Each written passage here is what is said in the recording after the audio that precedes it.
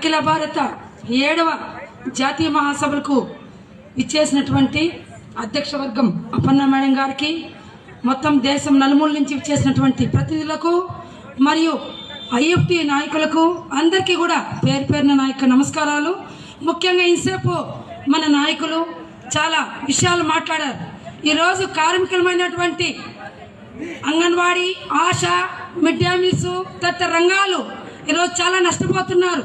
ఈరోజు ఈ యొక్క 44 లేబరు చట్టాలను 4 కోళ్లుగా విభజించింది యొక్క ప్రభుత్వం. ఇది చాలా నష్టదాయకమైనటువంటి యొక్క కార్మిక వర్గానికి అని చెప్పి మనమంతా కూడా చాలా పోరాటాలు చేయడానికి మనమందరూ ముందుండాలని చెప్పి తెలియజేస్తున్నాను.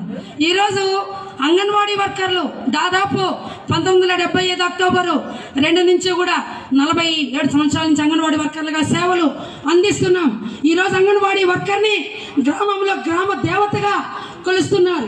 ఎందుకంటే ఈరోజు ప్రభుత్వ పథకాలలో అన్నిట్లోనే కూడా అంగన్వాడీ కార్యకర్తలు ముందుంటారు. ఈరోజు ఇమ్యునైజేషన్ కావచ్చు, బెల్డానో టాబ్లెట్స్ కావచ్చు, పల్స్ పోలియో కార్యక్రమం కావచ్చు, ఈరోజు THR కావచ్చు.